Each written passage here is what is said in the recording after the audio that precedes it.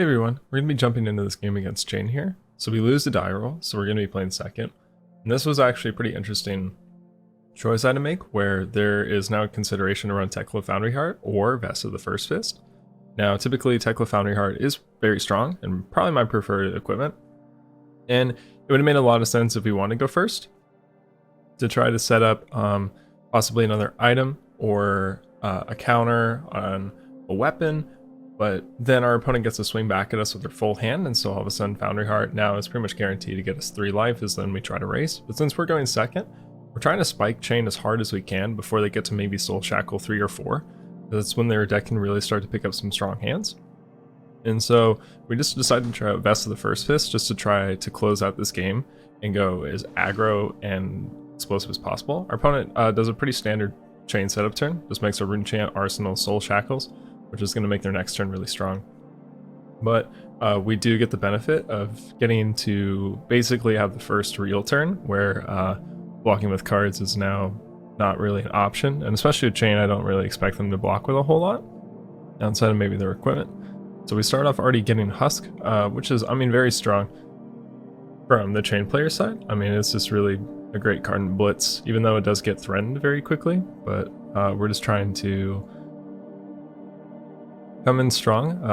I mean, it does seem like we didn't do a whole lot, but we did get basically 8 damage out of their equipment, which now means the next hand that can be pretty explosive is now pretty much guaranteed to either draw cards out of their hand or get them in a place that's so low that even a 1 card or 2 card hand is then going to get cards from them the next cycle. And so what we're worried about are pretty much just on hits like Shadow Puppetry, and of course realizing when they're gonna have a really explosive turn like this. So we see Art of War, which is just going to be probably a pretty big turn on the Chane player side. So then you have to ask yourself the question of, am I going to be able to match this in damage in a way where we see 2 Art of Wars? So this is just absurd. This is just a ton of damage that we're probably going to take. We're not sure yet though, but it doesn't look too good for us. So here's the deal. In Blitz, they're only going to have 2 Art of Wars. You know, the fact they drew both on turn basically 2 is pretty nuts. So you have to ask yourself in this position, do we want to try to race back with this hand? Because this hand could possibly be red 0 to 60, or we could break a Life Gauntlet. Red 0 to 60, yellow 0 to 60, so that's a Teklo Pounder, that's 9 damage. And then play Payload for, or sorry, you could play Overblast for, let's say, what would that be, 9 here? So that's 16 damage. And then you could break Vest, and then you could break Boots, and then you could play the Payload from your hand. So that would be 22 damage, if I'm correct, looking at this hand right now in the replay. So that actually seems pretty good. You know, now that we counted that out, basically if we're not dead, the Chane player is not going to have Skullcap active. They don't have Husk anymore, and as a matter of fact, they're going to take a damage from Husk, so they're effectively at 16 at the end of this turn. They only have 3 block on their armor. Now, a lot of their cards are not going to block, so even if they only wanted to block with armor, they're still dead. They need to find a way to cover up 6 damage, then gets 2 cards from them. So I actually really like that, assuming we get to keep the full hand, but that will be a problem, right? Because we're not running the Foundry Heart here, so that's 2 damage that we're going to take, possibly 3, because they will close a Chane a lot. Like if they play another, Minnowism, or they make another Rune Chant off a Grasp, then we could possibly even get 3 life out of Foundry Heart this turn. So that is pretty tough. Also, we'll probably have to eat the first hit to turn on Skullcap here. So we're just carefully thinking about what we want to do, because we see this as red Minnowism, so the first card is going to hit really, really hard. But we've counted out our hand. So we have 6, 3, we have 9, including Gauntlet, and you can see we're counting this right now. There's also another line here where maybe we don't try to block arcane damage, we just block physical. We block with the 0 to 60 red and the Payload, and then all we do is play Teklo, Pounder, and pass. That's pretty good. It sets up a really explosive turn on the following turn. The only thing I'm concerned about here is that, like, if we only block with 2 cards, we're probably going to be taking a lot of damage. And there's a chance we may not even get to keep the full next hand. Although we do have to acknowledge that double Art of War is incredibly strong. So there is obviously a guarantee that our opponent is not going to have double Art of War next turn. And so we could decide to maybe partially block, take a lot of damage, and then play the Pounder, assuming that on 2 Soul Shackles, our opponent is not going to just completely finish out the game.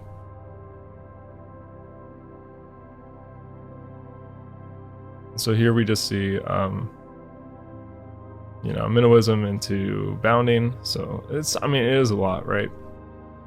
I forgot exactly what the Art of Wars were for. I think one was Go Again, and I think the other one was +1. But I actually made a misplay here. So I should have thrown the Skull Cap in front of the Rosetta Thorn. Just because there was no reason not to, and we're going to try to kill our opponent next turn anyway. And yeah, going to 2 here is actually really bad. So this was actually a misplay. I think I was just too excited about my hand. There's a problem right here is that we're dead to Invert Existence, the card that banishes a non-attack. Except I think we're actually good here. I'm trying to remember. I don't think we actually have a non-attack in our graveyard, so I think we're actually we're fine. We're fine against Invert Existence, but still there was no reason not to use Skull Cap there, right? Like,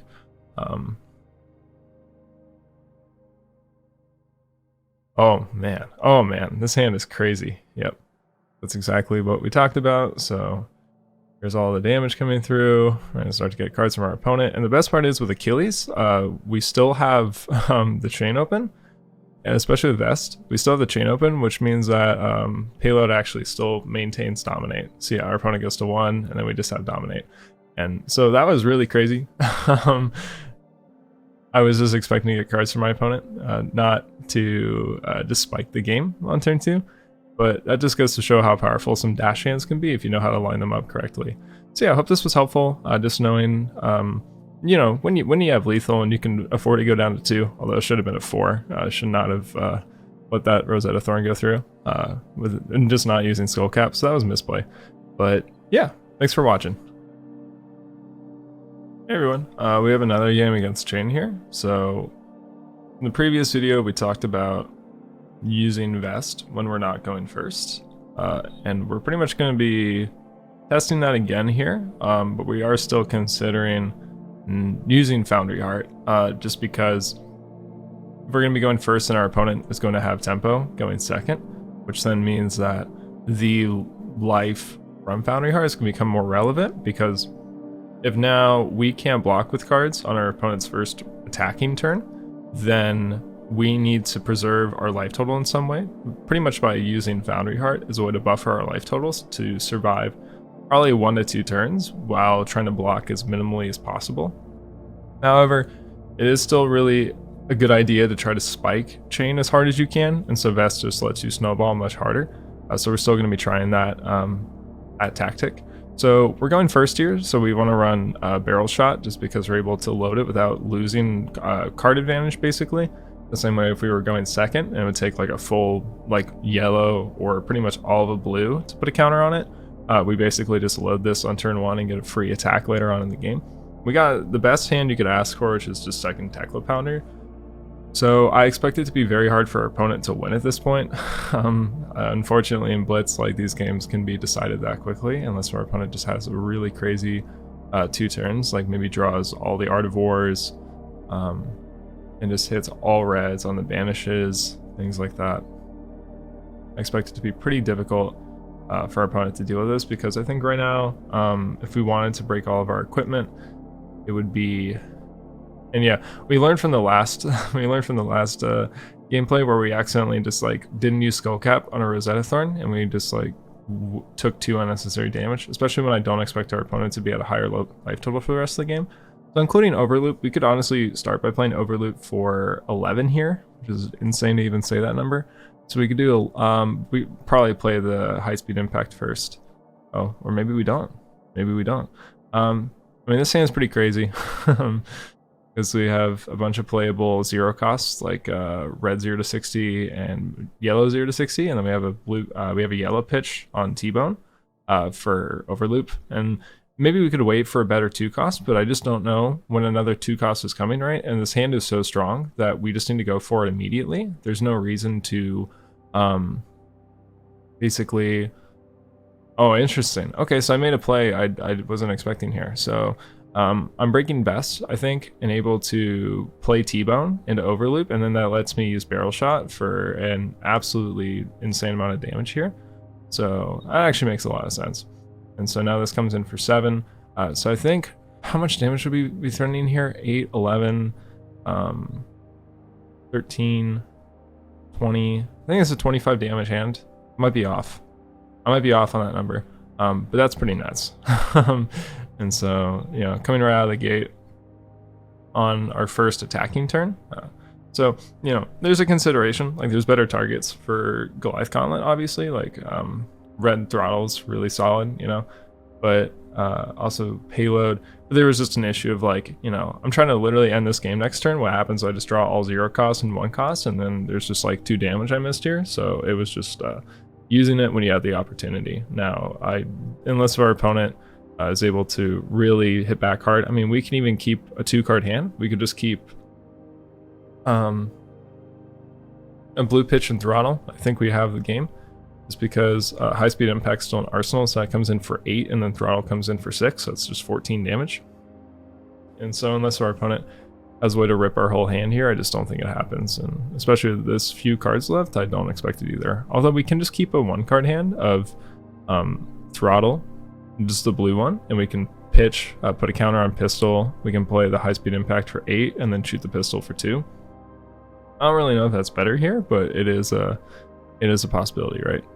So there's all sorts of hands we can keep here. Obviously we want to keep our whole hand and just not have a way to lose. But there are ways that we can start to trim our hand to preserve life total and still not be completely out of the game here. And so we just realized that there's not really a way for us to, unfortunately, get the last point of Skullcap Alley out. However, the nice thing is that if we go to 5, or we go lower, you know, if we take all 4 of it, and even the 2. So we just take the 2 Arcane here, which is nice because it actually turns off our opponent's Skullcap, which is really, really sweet. And so now we're able just to have a hand that just can't lose here, because I think it's presenting 17 damage. So I don't expect our opponent to be able to block it out, even if they had all 3 blocks. Yeah. Pretty nuts. So that's a really quick review. Really don't even know what to say. It's just understanding the lines and where your pivot turns are, and knowing your opponent's game plan, right? Like, we know Chane wants to set up and start to build up the soul shackles. 1 and 2 soul shackles, Chane just isn't able to really do anything.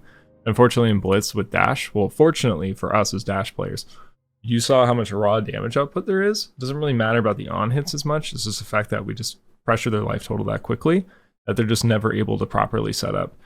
And we just have to know to pressure hard and early. That's why we go Vest, and we're like breaking Vest and Gauntlet on our first attacking turn. You just have to go swinging straight out of the gate. And we did get a little bit lucky drawing the second pounder, but you just have to understand to pressure really hard with your reds, or maybe blocking out sometimes if you think that the Chane player has an exceptionally strong hand and your hand is a little bit weaker, so maybe blue. All blues, maybe like T-bones, but no maximum velocity. So that's pretty much like how I would probably play out that matchup. So yeah, hope it was helpful. Thanks for watching.